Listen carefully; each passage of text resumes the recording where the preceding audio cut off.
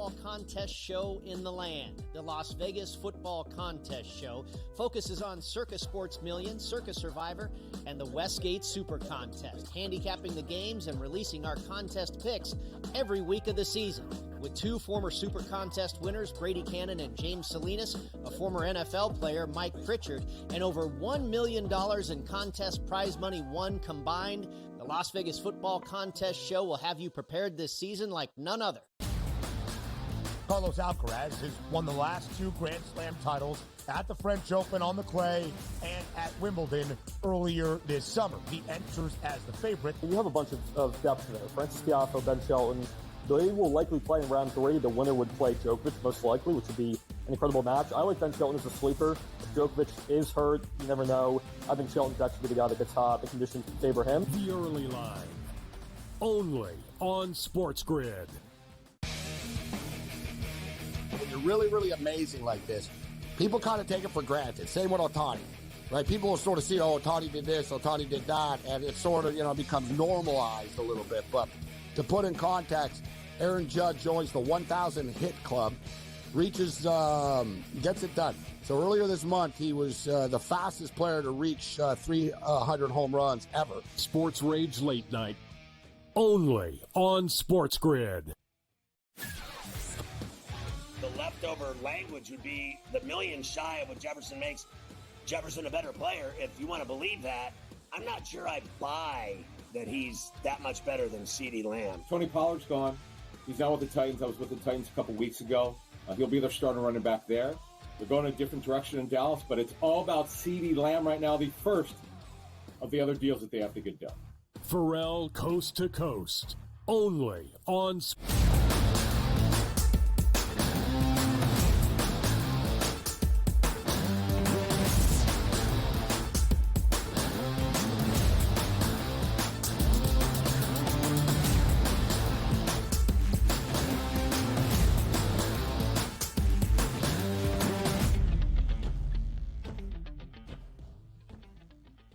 Dare I say, it is the first true Football Friday of this calendar year in 2024. Maybe not so, as we had NFL playoff action to start off 2024. But regardless of this 2024 football season, as we enter the first full weekend, week number one of the college football campaign with the NFL season on the horizon. So with that, we welcome you to a Football Friday live right here on the early line on SportsGrid and all across the SportsGrid network. That includes sportsgrid.com/watch, where you can find your favorite destination to consume everything all across the grid. He is Donnie Rightside. I am Ben Stevens. We are here together for the next 3 hours up until 11 a.m. Eastern time, live on a Football Friday. 21 FBS college football games from a Thursday night to officially kick off week number one to recap for you here live on this Friday morning. We will set the stage for the first full weekend. 6 more games tonight, 67 tomorrow and beyond, Sunday into Monday. Donnie, if you around there had a lovely night on a Thursday, taking in all the college football content you could, don't stop now. 4 more days to go in a row of college football games to kick off 2024.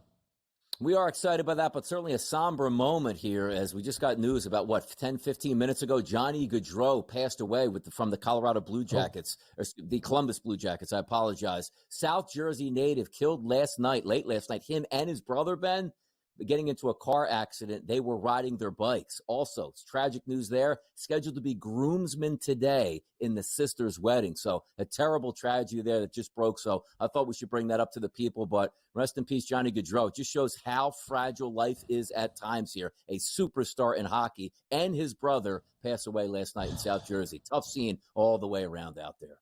Yeah, that news just coming in, so we are digesting it as we speak. Yeah. Johnny Gaudreau has passed away with his brother Matthew Gaudreau. Johnny Gaudreau was 31 years old, was a winger for the Columbus Blue Jackets, involved in an unspeakable tragedy, as Columbus is stating right now. Our thoughts, of course, to everybody involved with that tragic situation. So, as we get you set here on a Football Friday for everything that we have in store. We'll go around the National Football League, some more wide receiver contract news in store. Colorado survives in Boulder, and plenty more on this Football Friday. We start with that contract news out of San Francisco. It took a while. It went back and forth. But in the end, the ultimate goal is reached. Brendan Ayuk stays in San Francisco, and he gets his money. A 4-year contract extension worth $120 million. That's $30 million annually. He joins the $30 million club around the National Football League, becoming the 6th wide receiver to make at least $30 million per year in what was a tenuous offseason. Tons of negotiations, a hold-in throughout training camp for the 49ers. Brock Purdy's top target returns to San Francisco and is happy, you would expect, entering 2024. Yeah, it doesn't change my opinion on the 49ers. Quality football team, and I expected Brandon Ayuk to be back in that lineup before week number 1. We were just waiting on some of the financials because if you're in that Super Bowl window, pay your players. Go out and try to win a Super Bowl. Holding out and getting that animosity from one of your best players isn't a recipe for success. So once again, Ben, love what the 49ers front office did. They came to their senses. Now we look at all of these wide receivers in the fold, and I retweeted this morning, Ben. There was a report that basically said every wide receiver in the same boat as Jamar Chase and T. Higgins all got long-term contract extensions for blockbuster money. What are you doing, Bengals? Now we're waiting on you. But for the 49ers, big news. They should be ready to go. Just waiting on one superstar left tackle to show up in that building. I think he'll do that next week. That is the next thing up for John Lynch and the 49ers brass to sign Trent Williams, highly regarded as the best offensive tackle in the National Football League. Now we go college football. To Boulder, the focus of a country as week number 1 started last night. Year number 2 of the prime era for Colorado under Deion Sanders. And year 2 looked a lot like year number 1 in serious categories, but the star power outshines for CU that of FCS powerhouse North Dakota State. The Buffs beat the Bison 31-26. North Dakota State covers, closing as a 10.5-point, 11.5-point underdog. The FCS power covers. CU starts off 2024 a perfect 1-0. Yeah, it was a fun game all the way through to watch, and I watched all 4 quarters. The one thing you got to take away from is this is going to be an interesting season for Colorado because I don't know if that defense is going to be able to keep up, but Shedeur Sanders in that pocket with Travis Hunter, they are electric and so much fun to watch. You saw the NFL talent on display yesterday from those 2 players. Now, also, is it a little bit of a grain of salt? Hey, Donnie, they played an FCS team. That's one of the better FCS teams that I'm sure would pulverize quite a bit of that FBS football conference. But at the same time, I enjoyed the game last night. Questions are still there, but you got the job done if you're Deion Sanders. You weren't embarrassed on opening night. Your football team played well. You held on at the end. Even if you're throwing passes with under 2 minutes to go in the game for what knows, God knows reason, we don't know about that. But they did get the victory, and I enjoyed watching the game. Listen, a couple of questionable clock management decisions out of Deion Sanders and a Colorado team that seems uncertain about its offensive line and its run game. Questions to figure out for CU as well as the other side of the football. But Colorado does win. Shedeur Sanders, Travis Hunter absolutely shine. That star power in Boulder on full display. You live by the college kicker, DRS. You die by the college kicker. Last night, North Carolina's kicker better than that of Minnesota's. Dragon Kesich, who was that kicker for Minnesota, missing a 47-yard field goal as time expires, and we hit triple zeros in regulation as the Gophers come up short against North Carolina 19-17. The Heels win outright, covering as a slight 1.5-point favorite on the road in the Twin Cities. Yeah, win the battle, maybe losing the war. Losing your starting quarterback back in that game is never a good thing, but a comeback victory for UNC, which was great. And also, that was a good-looking kick to end that game from 47 yards. Would have been good from 60, but just hooked it slightly at that point. I don't know if it was entertaining as much as that Colorado game, but still, comes down to the wire. That's what we enjoy. A lot of tension and a lot of big moments for some of these kids. Yeah, absolutely so. That's how you want to start off week number 1, a Big Ten West duel, even though the Big Ten West is no longer here. One of the 4 ranked teams in action last night, 24th ranked NC State, comes all the way back in the fourth quarter, trailing FCS for Western Carolina. Entering the final 15 minutes, NC State wins by 17, 38-21. Western Carolina easily covering as a 32.5-point underdog. I always get a kick out of these games. Now, granted, they're college kids. They're just trying to win football games. I'm talking from NC State, but it's funny to see how big a favorite they are and coming back and, like, scoring those touchdowns, celebrating as if you're upsetting number one Notre Dame on your home field. But, hey, let them have their fun out there. They recovered and got the victory. But, boy, oh, boy, that was touch and go for long parts of that game here. Quickly, Major League Baseball recaps. The Dodgers take the rubber match against the Baltimore Orioles, winning 6-3. A big 4-run fourth inning that Mookie Betts got involved in with an RBI. Austin Barnes catching yesterday for Bobby Miller. A couple of ribbies as well. The Dodgers win 6-3. Thought the game would go over the 9, but certainly hit the 6-3. You'll take that in the push. Great win again by the Los Angeles Dodgers. Huge setup on deck here with the Diamondbacks this weekend. Good times out west. A huge upset at the U.S. Open. Carlos Alcaraz, the pre-tournament favorite, and a minus 10,000 favorite for his second-round match yesterday against Botic van de Zandschulp. I hope I said that name correctly. The Dutchman upsets Alcaraz in straight sets. It was great. The U.S. Open was awesome, man. Looking forward to it next year, and football season, here we come. Yeah, maybe that is the case on a Football Friday. But before that, Steph Curry reworking his contract with the Golden State Warriors, agrees to a massive 1-year, $62.6 million extension with the Dubs. College football front and center on this Football Friday. We start with a recap from Boulder up next.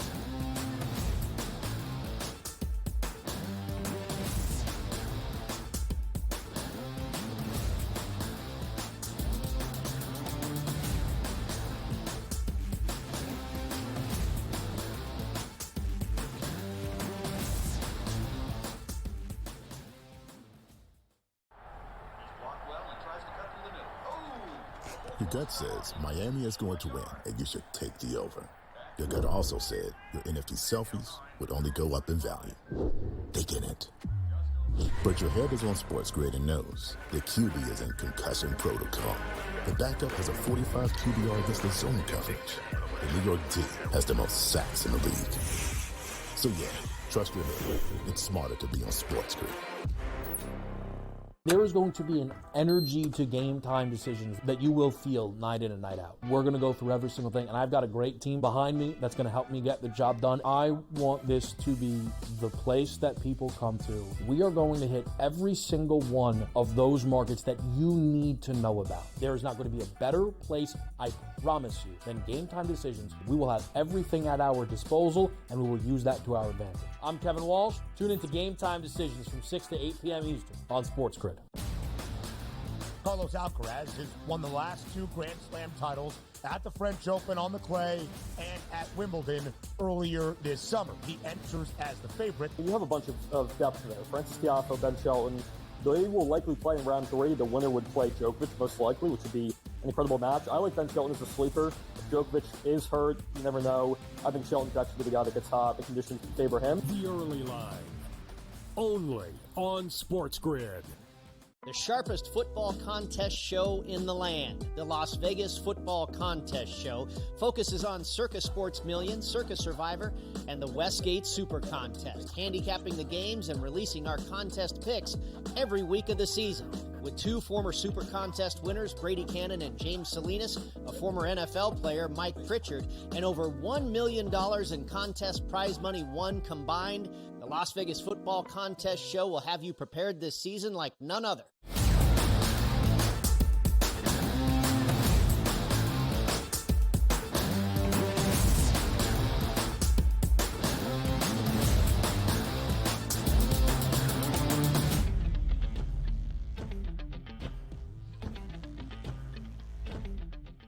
The game of the night to kick off week number 1 of 21 FBS college football games on a Thursday, as the 2024 college football season in full is now officially underway. To Boulder, Colorado, we go. Based on the narrative and storyline and all of the national notoriety, you could argue this was one of the 5 or 10 best games of the entirety of the week 1 slate. And if you look at the box score, Colorado walks away with an unbeaten record and a season opening win, 31-26 against North Dakota State. But the spread, double digits in favor of CU. A total that screamed its way down prior to kick last night in Boulder does go slightly over the closing number of 54 and a hook. Colorado wins 31-26 against FCS powerhouse North Dakota State. But the Bison get a cover over the Buffaloes as NDSU covers as a 10.5-point underdog.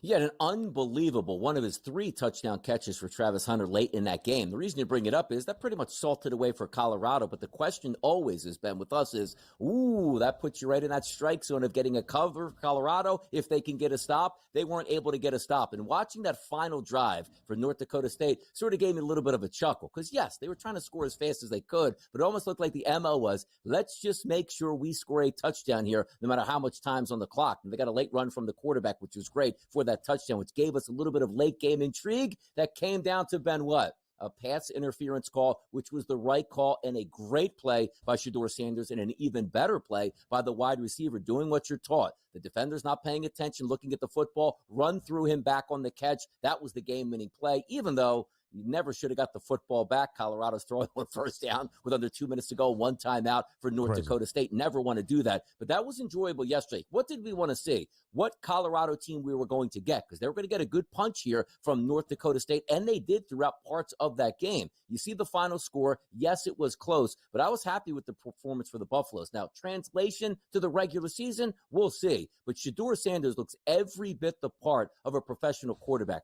Throws a beautiful ball. And for me, Ben, playing wide receiver, that would be a dream, to play with a guy who could throw the football like that and hit you anywhere on the football field. That was enjoyable for me yesterday to see how well he played. There is zero doubt that Colorado has star power. There is zero doubt that Colorado might have 2 of the best players in college football at their respective positions, whatever you want to categorize Travis Hunter as. And Colorado probably has 2 top 5 or top 10 picks in the 2025 NFL draft. The question about CU is the overall success for this football program on the field this year, the wins and losses, and what it means for a program in desperate need of improvement. Did Colorado improve year over year based on a 1-game sample size last night against North Dakota State? I would say, frankly, no. The grave concerns for the Buffs a season ago, the offensive line. Ask Shedeur Sanders how he is feeling this morning. Not sacked a ton yesterday by North Dakota State, although he was sacked 3 times at least in all 11 games he played a season ago. And CU allowed 56 sacks in total, second most in FBS college football a season ago. But he took a lot of big hits, staying in that pocket and delivering. The other concern for Colorado up front on the other side of the football, the defense. They bring in a new defensive coordinator, and Robert Livingston did not make much of a difference. North Dakota State over its team total of 20.5. The game total that closed close to 54 and a hook does go over. Those are the issues for Colorado, who now under Deion Sanders just 1-3-1 against the number booked as the favored side. But North Dakota State is no FCS slouch. NDSU is the powerhouse in that realm of college football. 9 national titles in total, the most, 6 national championships in the last decade, even finishing runner-up 2 years ago, and in a down year a season ago, reaching the semifinals. So when you look at Colorado and you start the conversation around the Buffs, it is that star power. And we start with Shedeur Sanders before we get to Travis Hunter. 445 yards last night on 26 completions in 34 attempts. Donnie, we mentioned it yesterday looking at his prop of 304 and a hook. This is a quarterback that threw for nearly 350 yards in 4 of the first games for the Buffs a season ago. He did not skip a beat last night. 4 touchdowns, 1 crazy interception off the leg of an NDSU defender in the end zone. That the only blemish, and really not Shedeur Sanders' fault. There is a reason he had the second best price entering this college football season to be the number 1 overall draft pick in the National Football League. He looked the part last night. He did look the part last night. And also, what is your takeaway? And again, North Dakota State's a good football program. Don't get me wrong. But the same things that are starting to creep up from last year look like the same results from this year. We know Shedeur Sanders is a great quarterback. He's going to put up crazy numbers. He'll be drafted in the top 5, maybe even number 1 overall next year when it's all said and done. But look at Colorado's rushing game again last night, Ben. You're in close games. You're trying to salt these things away. 23 carries, 59 yards, 2.6 yards per carry, no touchdowns on the ground. That has to improve. Otherwise, as you saw last year, Ben, with Shedeur Sanders, the most sacked quarterback in college football, could that happen again? Yes, if he's going to drop back 40-plus times a game, which we're probably anticipating once he comes up against the better opponents, they got to protect him, not by blocking better, Ben, but just give him some protection on the running game. If you don't respect the running game, those guys are just going to pin their ears back and come after him relentlessly. 59 yards as a team last night, 2.6 yards per carry, and North Dakota State is built up front and in the trenches. We saw that on display. So if Shedeur Sanders is a star, the best two-way player in college football is Travis Hunter. Frankly, he might be the best wide receiver by himself in college football. 7 grabs last night, 132 receiving yards, and 3 touchdown receptions, including DRS late in the game that ended up being the game winner for Colorado. Through contact, a miraculous grab that might be the catch of the year in week number 1 in the Thursday slate. He's unbelievable. I mean, what a talent. And also coming into the game, like, okay, game number 1 in elevation. He can't possibly play just about every snap. And he was out there for just about every single snap. Each one of those guys, 7 catches, Jimmy Horn Jr. and Travis Hunter, 198 and 132. Big time averages and a lot of touchdowns. That's good stuff out of Colorado. Plenty more from Boulder and elsewhere around college football. Next.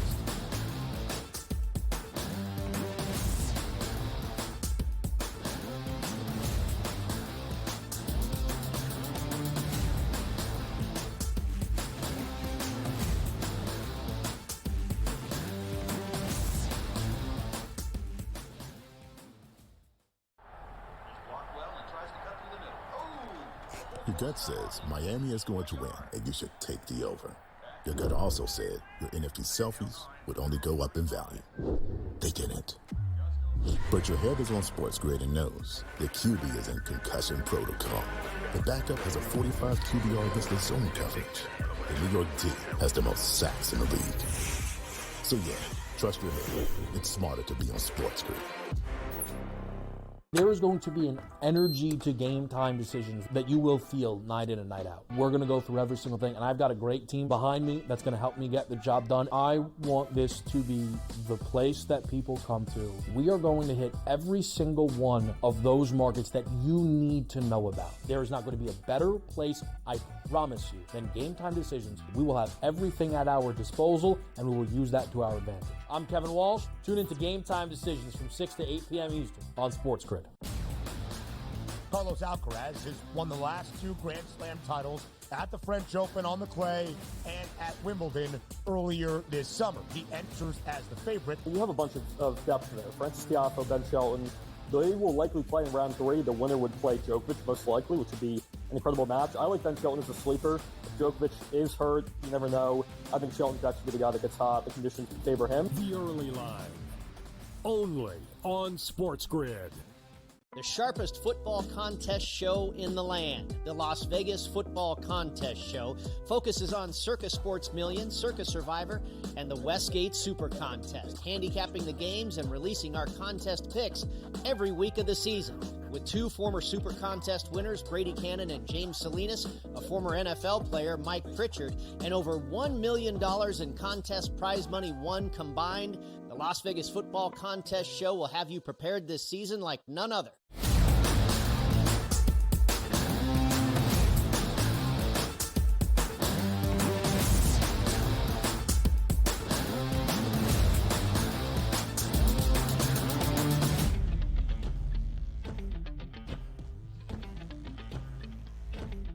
Some final reactions from Boulder before we go elsewhere around the 21-game slate last night in college football to kick off week number 1. Shedeur Sanders and Travis Hunter. Their Heisman Trophy prices have both shortened dramatically, now to 25-1. Entering last night's season debut against North Dakota State, Sanders at 40-1, down by $15. Slash that price in half for Travis Hunter from preseason to following game number 1, and then some. 60-1 becomes 25-1. Again, 7 grabs for 132 yards and 3 touchdowns. I'm not sure what the final snap count was last night for Hunter, but I have to assume it was over 100 plays on either side of the football. He is doing what is necessary to actually be in Heisman Trophy consideration as a non-quarterback, and he put that on display in game number 1.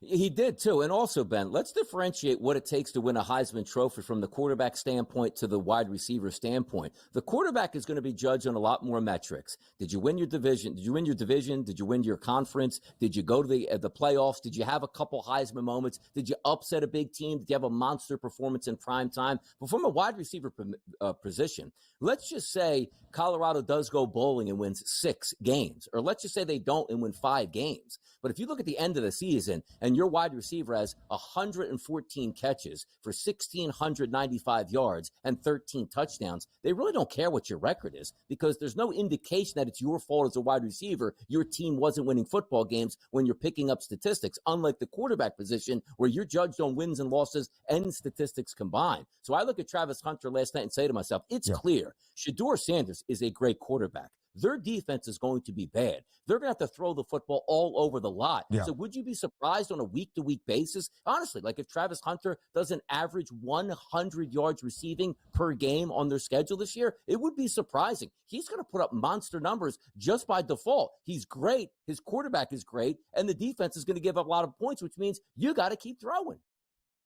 198 yards as well for Jimmy Horn. This passing offense is going to have to be good as the ground game trails behind. Cam Miller yesterday for North Dakota State as well. Balled out at the QB spot, 2 rushing touchdowns. He had 13 a season ago. Really kept the Bison in that football game offensively. Elsewhere around the big Thursday slate to officially kick off week number 1, DRS, only 2 games that featured an FBS program versus another FBS program. Jacksonville State, year 2 under Rich Rod after winning 9 games a season ago, got blown out by Tim Beck and the Chanticleers of Coastal Carolina. They win 55-27 as a short underdog on the road. Elsewhere, 2 power conference teams facing off in the Twin Cities. The Golden Gophers of Minnesota, a short 1.5-point home underdog after a weather delay against North Carolina. It was a game of the college kicker, Noah Burnett. Perfect 4 for 4 for the Tar Heels, including a 52-yarder made in the second half. Dragon Kesich, the kicker for Minnesota, last year 22 of 26, one of the more reliable college kickers that you will find. Just 1 of 3 last night. Missed a chip shot early in what would have been the game winner from 47 yards out as time expired. PJ Fleck got conservative at the end, and Kesich cannot make good on that field goal attempt. And still, Minnesota lit off some fireworks at the bank. Tough. Hey, look, man, just use them or lose them, as I like to say about on the fireworks. Got to shoot them off at some time here. You can't save them for later in the season. And looking at those numbers here, a lot of blowouts, obviously, but the Rutgers game had to, get a tweet out to BSS right away. Watch the Rutgers game on the Big Ten Network to start. Rutgers goes 3 and out. I'm like, ooh, is an upset brewing right now for Howard at this point? Obviously, we knew that wasn't the case, but also coaches. Hear me out on this too. You are scheduled to lose games by 40-plus points. If a team is sending their second, third, and fourth stringers out here and running the football to end the game and you can't stop it, don't go to the post-game press conference and say, I can't even believe that you scored a late touchdown on us when the final 2 carries were like 22 yards and 17 yards using no timeouts and not throwing the football. Can we get by that? You were supposed to get blown out. Yeah. You did get blown out, and nobody was rubbing anything in at that point late in the game. Stop it. The Scarlet Knights scored a touchdown as time expired, already up 38-7, but the backups were in. I was disappointed. The Scarlet Knights defense, shorthanded coming out of fall camp, under the Schiano man, but Eric Rodgers got it started early. A pick six for the first Big Ten touchdown of 2024 in Piscataway, New Jersey. That's how it goes down. 4 ranked teams in action. Everybody won pretty comfortably, except for 24th ranked NC State, having a rally in the fourth quarter to knock off Western Carolina. More on the early line up next.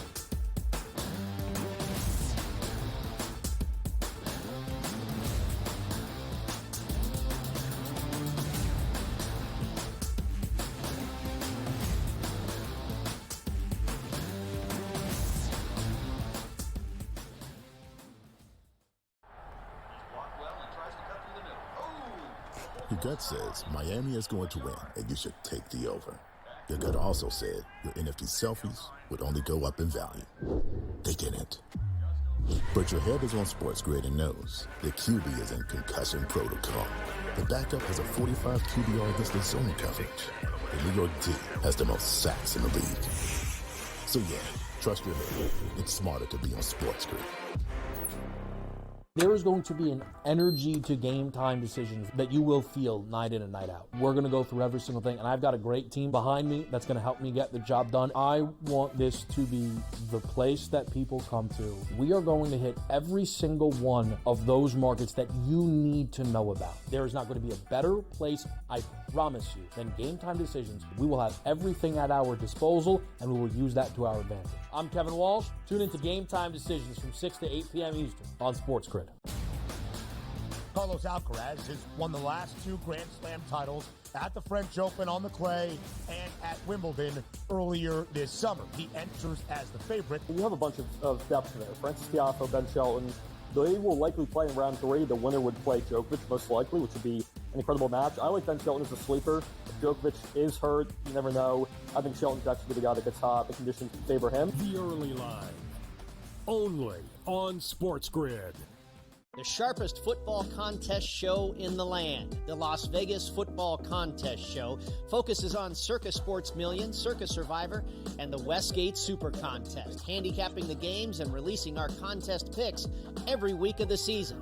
With 2 former Super Contest winners, Brady Cannon and James Salinas, a former NFL player, Mike Pritchard, and over $1 million in contest prize money won combined, the Las Vegas Football Contest Show will have you prepared this season like none other.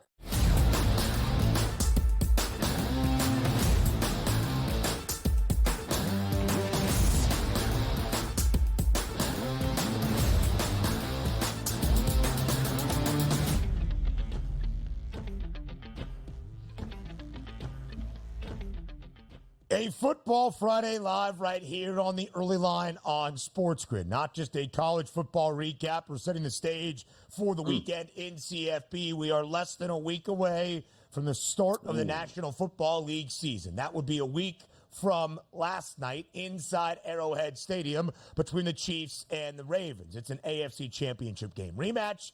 KC won that game, won its second Super Bowl in that same amount of years. Its 3rd Lombardi Trophy in the last 5 seasons, and KC enters 2024 as a co-favorite to make it 3 in a row. Who are they alongside? That would be the San Francisco 49ers. Both teams booked at a 6-1 number in a long offseason drama. Circulating San Francisco with wide receiver Brandon Ayuk has now officially reached its destination. Ayuk will remain by the Bay with a very large new contract, signing a 4-year, $120 million deal yesterday with the 49ers, $30 million per year, one of 6 wideouts now in the $30 million club around the National Football League. DRS, the offseason timeline is too confusing to even try to detail here for Brandon Ayuk, but he was unhappy. He requested a trade officially. He was reaching out to his former college teammate, Jaden Daniels, from their days together at Arizona State, saying, love what you guys are doing with the Commanders. He was a hold-in at camp for the 49ers, but was trying to get the deal done. It is now a done deal. What is your reaction? All roads led to this. And if you're following along here on the early line, we told you multiple times, Brandon Ayuk is probably going to wind up being a 49er because why? It was in the best interest of Brandon Ayuk and also the San Francisco 49ers. Just had to work out those details. I wasn't buying into, oh no, CeeDee Lamb and Justin Jefferson getting these big deals. There's no way they can sign him because here's what was going to happen. he wasn't going to play this season. Like, he was going to hold out. So either A, you traded him or paid him here. And once we saw the tea leaves, Ben, about 3 to 4 weeks ago, where it's like, okay, we got deals in place with the Washington Commanders, with the New England Patriots, with the Pittsburgh Steelers, and with the Cleveland Browns. Pick one of those teams. We like the compensation back, and apparently they're going to pay you the money that you're worth. But also thinking back, the 49ers are a smart organization. Go out there, find what you're worth. We don't have to trade you if we don't want to. And if those 4 teams work out contracts, we'll then measure those contracts up against what we have and see if we can come to an agreement. Now, the interesting part overall in this negotiation process, which I know Adam Schefter was a little bit salty yesterday by saying this deal has been around since August the 10th.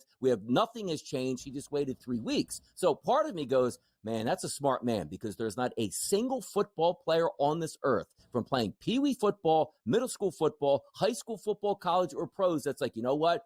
Camp is finally here. This is so exciting. Shout out to the guys that can make money and miss all of that practice time. Now, granted, you want to be honing your skills, getting in with the boys, getting your work in, getting ready for the season, but nobody likes camp. So Brandon Ayuk got everything he wanted and missed training camp. That sounds like the biggest win of all time right now, Ben.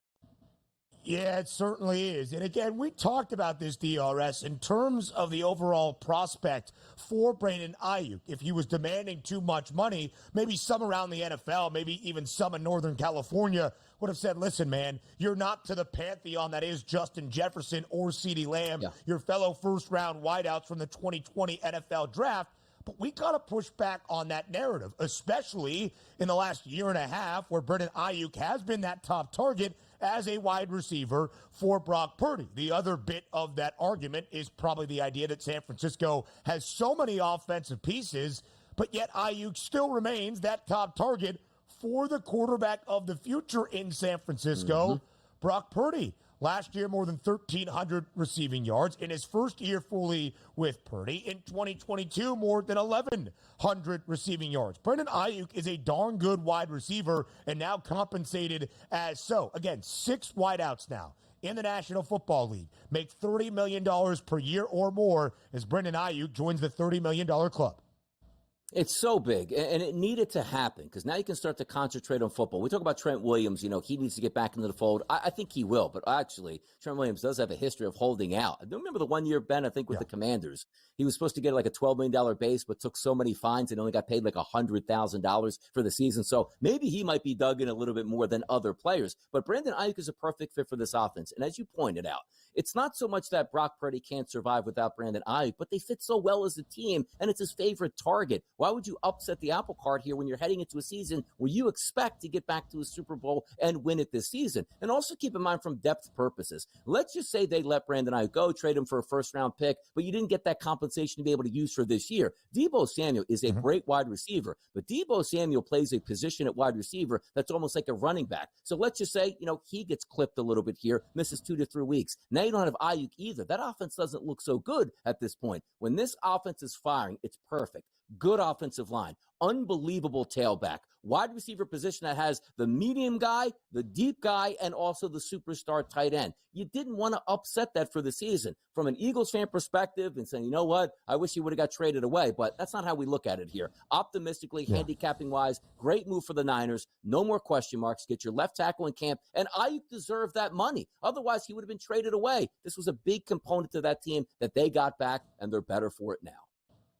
San Francisco, a short favorite to win the NFC Championship this year at 3-1. Detroit and Philadelphia tied for the second best price at plus 550, but it's nearly double that number of the 49ers. And what we know about San Francisco, that is always the expectation by the Bay. They have played in 4 of the last 5 NFC Championship games, 2 Super Bowl appearances in the last half decade. But whether it was Kyle Shanahan or well before him, San Francisco, we don't give the same slack, and rightfully so, that we do to the Dallas Cowboys, or the same flack, I should say. We give San Francisco more slack, because the 49ers' last Lombardi trophy, 1994. In the 30 years since that point, the Niners have reached 8 NFC Championship games. They have played in 3 Super Bowls, but they have not taken home another Super Bowl ring. That is the expectation. And oh, by the way, not sure for whatever reason necessarily, but some market movement here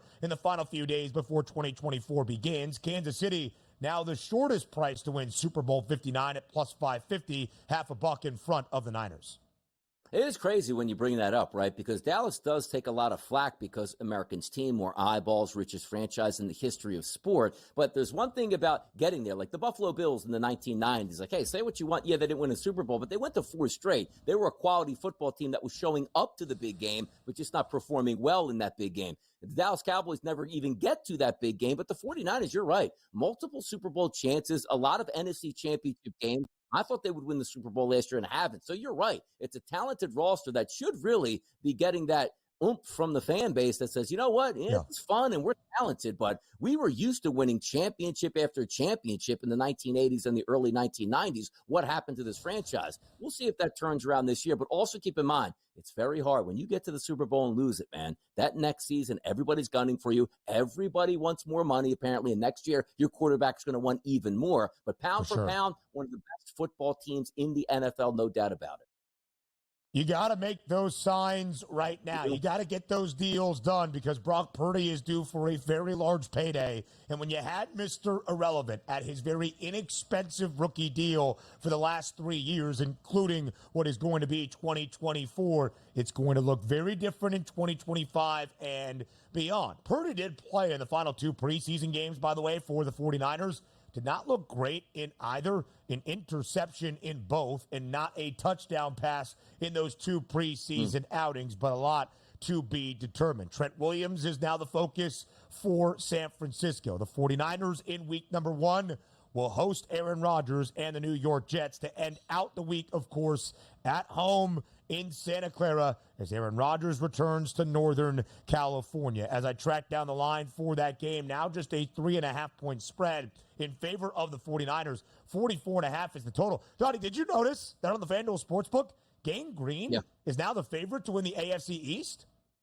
I think, honestly, it's correct. That's the way it actually should be before this season starts. So I do agree with the FanDuel Sportsbook. Smart people over there, huh?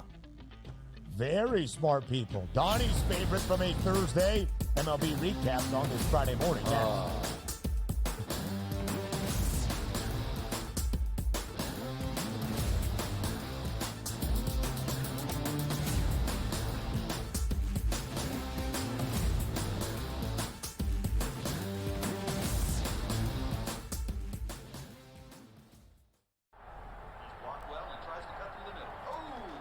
Your gut says Miami is going to win, and you should take the over.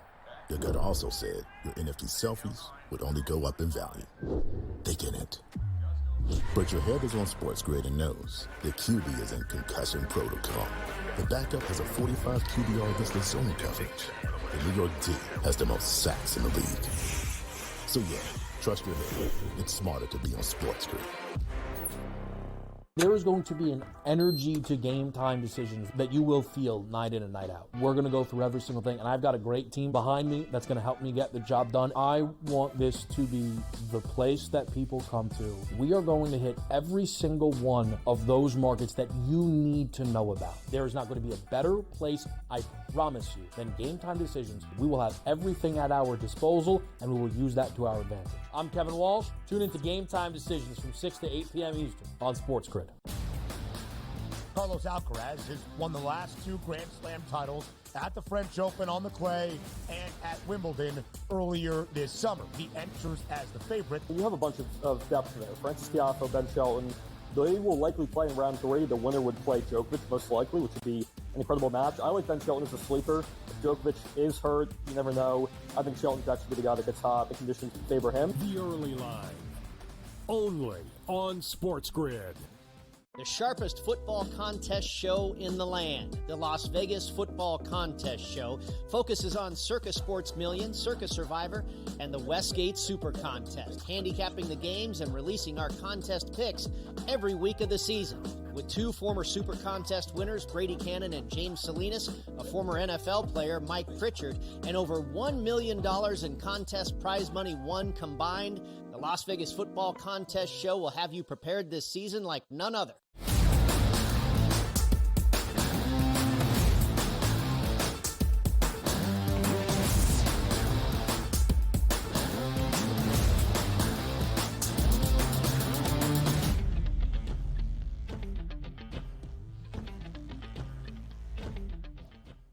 A Major League Baseball recap from a Thursday night around MLB. Not a full slate necessarily, but still double-digit games on the diamond yesterday, including the start of a couple of marquee series that will extend throughout the weekend. We start with the divisional duel in Philadelphia. The Phils hosting the Braves. Philly a -162 home money line favorite yesterday against Atlanta. Both teams enter with some pretty good recent form, despite the Phils not being able to sweep the Astros in the midweek. They had won 9 of 14. Atlanta coming off a sweep in their midweek set, and they had won 9 of their last 11, including a series victory over these Phillies last week in Atlanta. Atlanta had won 9 of its last 11.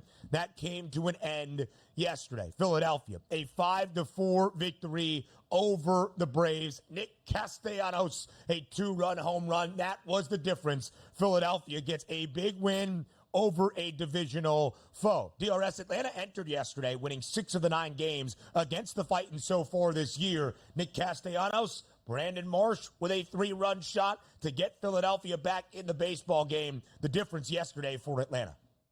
Oh, it certainly was big. It was a huge win for the Phillies. But I got to tell you this, that's not even an enjoyable win. Obviously, yesterday we're focused a lot on college football. Have you and I was enjoyed excited a to win? watch Colorado. No, I haven't enjoyed anything. This team has the best record in baseball. I can't stand them right now. It's not even I was watching the game sort of on and off the start. Okay, I think the Phillies can win tonight. Better pitcher on the mound. We'll see what happens. And it looked like they just weren't even going to get a hit or even score a run. And I don't smoke cigarettes, but I was ready to go light up a cigarette when Matt Olson hit one over the batting eye in center field, like a 500-foot home run. I said, I can't take this anymore. And I went the sold-out crowd at Citizens Bank Park, probably booing the lights out of this team. Sooner or later, you have to wake up and can't just be hey, hopefully we can split the series with the Atlanta Braves. Stop it. Be a championship organization and wipe the Braves off the field. Now, they came back like they were supposed to do, and maybe some unheralded guys like Brandon Marsh getting them back into the game with a big home run. You'll take every win you can get, but going back and forth, Ben, is enjoyable. Hey, 1-1, 2-1, 3-1, back to 4-3. Not we can't even get a base hit and we're down 4-0 midway through the game against a middling pitcher on an Atlanta Braves team that's so injured they shouldn't even be in the same ballpark with you. But they did get the victory, and maybe over the next week I'll be able to sit down from start to finish and enjoy my favorite baseball team. Yesterday, couldn't do it. Happy they won, couldn't enjoy it at all. Well, you should be a little bit happy, at least in my estimation. Philadelphia now a 6-game lead in the National League East. Still trail the Dodgers by a game for that best record, frankly, around the bigs at this moment, but most importantly, for that #1 overall seed in the NL. Matt Olson hit a couple of bombs yesterday. A 2-run shot early that, as Donnie detailed, traveled more than 450 feet, and a solo shot in the 6th that put Atlanta up 4-0 at that point. Matt Olson really has to carry the workload for this Braves offensive lineup that is seriously dinged up. He's got 4 homers in the last 5 games. He's recorded an RBI in 6 consecutive games for Atlanta, 12 in that span. But it was Brandon Marsh responding in the home half of the 6th, a 3-run shot, and Nick Castellanos the difference in the home half of the 7th. Over a total of 8.5, despite the fact that Philadelphia did not record a single run until the 6th inning. DRS in the 3 games last week in Atlanta that the Braves won 2 of 3. No more than 5 runs scored in any of those 3 contests. So we did get some offense last night in Philadelphia. Still, though, the Dodgers up to 80 wins and an advantage for that best record in the National League. 6-3 yesterday, the victory over the Baltimore Orioles in the rubber match of this marquee matchup out at the Ravine. The Dodgers were greater than $1.50 favorite. The Dodgers have now won 8 of their last 10, taking the midweek series win over Baltimore. This was impressive from a Dodgers perspective. And let me just lay out the Dodgers game plan yesterday, because I tweeted out late when I saw that lineup. I was like, this doesn't look like a World Series baseball team. No. Yes, you love Ohtani. Yes, you love Betts and Tasker Hernandez. But hitting in the cleanup spot, Tommy Edman, followed by Rojas, Hernandez, Taylor, Lux, and Barnes. And yet, you were going up against a pitcher, which I told you yesterday on the show and also on Moneyline. The worst analytical pitcher on the card yesterday was Cade Povich. 3 1/3 innings pitched, 10 hits, 5 earned runs. Against that lineup here, you can't have that. You know, I get frustrated with some teams that throw pitchers out there that I don't think should be in Major League Baseball or don't give you the best opportunity to win on a day-to-day basis. Povich is one of those guys, but I don't know how you can fault Baltimore. They're just trying to string together a starting pitching staff here just to make it to the end of the season. That's a game you're supposed to win last night against that lineup. You gave up 6 runs and 14 hits to that Dodgers team. Great win for the Dodgers as they're going to take on the D-backs this weekend, and that'll be a fun one to watch. But the Baltimore Orioles, you can't have games like that where you're just throwing a pitcher where you know inside, like, I don't think we can win this game before it even starts, even with that Dodgers lineup. The rookie Cade Povich has struggled this year, but Baltimore has needed him just to eat innings. He went 3 1/3 yesterday, allowed 10 hits, 5 earned runs, is now 1-7 this year DRS with a 6.58 ERA. Bobby Miller, the youngster on the other side for the Dodgers, also hasn't been great. He was sent down to the minors. He's been backed up in the big leagues for a couple of weeks, has a 7.25 ERA, but a decent start against Baltimore. Colton Cowser, responsible for all 3 runs for Baltimore, a 3-run home run late. He is now the hefty odds-on favorite, by the way, to win the American League Rookie of the Year award for the O's, who are now 12-14 in August, 19-20 since the All-Star break. Middling, mediocre, I guess, since that All-Star break in Arlington. Another marquee weekend series that is a 4-game set in Houston starting yesterday as well. Same score as what we saw in L.A. The Dodgers win 6-3. The Astros win 6-3 over KC. Bad defense from the Royals in the 8th inning that allows the Astros to come all the way back and score 4 runs. They win 6-3 because of it. And DRS, tough news for our guy, Vinny Pasquantino, had to leave the game early yesterday for KC.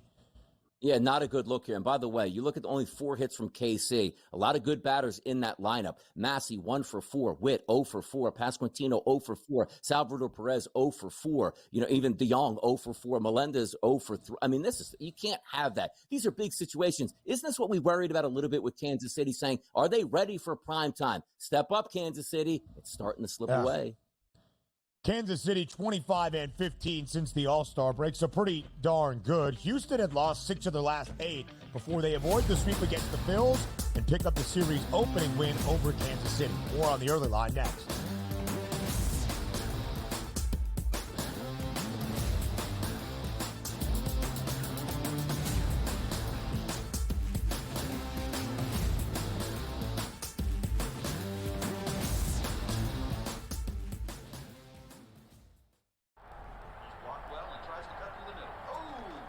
Your gut says Miami is going to win, and you should take the over. Your gut also said your NFT selfies would only go up in value. They didn't. But your head is on SportsGrid and knows the QB is in concussion protocol. The backup has a 45 QBR against the zone coverage. The New York D has the most sacks in the league. So yeah, trust your head. It's smarter to be on SportsGrid. There is going to be an energy to game time decisions that you will feel night in and night out. We're going to go through every single thing, and I've got a great team behind me that's going to help me get the job done. I want this to be the place that people come to. We are going to hit every single one of those markets that you need to know about. There is not going to be a better place, I promise you, than Game Time Decisions. We will have everything at our disposal, and we will use that to our advantage. I'm Kevin Walsh. Tune into Game Time Decisions from 6 to 8 p.m. Eastern on SportsGrid. Carlos Alcaraz has won the last 2 Grand Slam titles at the French Open on the clay and at Wimbledon earlier this summer. He enters as the favorite. You have a bunch of depth there. Francis Tiafoe, Ben Shelton. They will likely play in round 3. The winner would play Djokovic, most likely, which would be an incredible match. I like Ben Shelton as a sleeper. If Djokovic is hurt, you never know. I think Shelton's actually the guy that gets hot. The conditions favor him. The early line, only on SportsGrid. The sharpest football contest show in the land, the Las Vegas Football Contest Show, focuses on Circa Sports Million, Circa Survivor, and the Westgate Super Contest, handicapping the games and releasing our contest picks every week of the season. with 2 former Super Contest winners, Brady Cannon and James Salinas, a former NFL player, Mike Pritchard, and over $1 million in contest prize money won combined. The Las Vegas Football Contest Show will have you prepared this season like none other.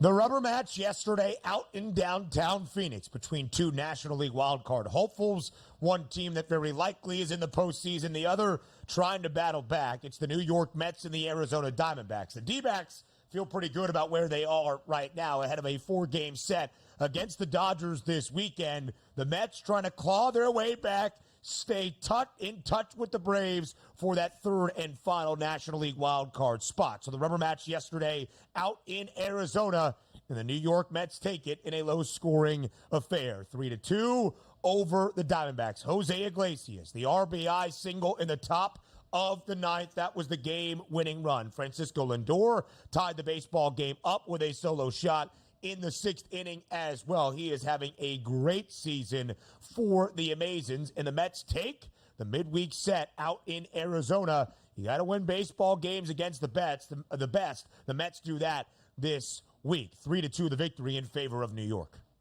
Needed it. You saw the Atlanta Braves lose to the Phillies yesterday. You want to get that game back in hand. They did that yesterday. And also great pitching performance out of David Peterson. 7 innings pitched, only 2 earned runs. ERA for him drops to 2.83 on the season. And usually the stress test is what you want to look for in low-scoring games. Like, oh, you know what? Arizona probably went 1 for 9 with runners in scoring position. How about only having 1 runner in scoring position and obviously an 0 for 1 there? That's how you do great things here without that high-leverage situation where it's sooner than later that dam is going to burst. Like what I saw the Mets, and also leaning on your superstars in big games. 2 home runs by the Mets, the Polar Bear, and also Francisco Lindor. You needed that win. You got that win. Nice one for the Mets.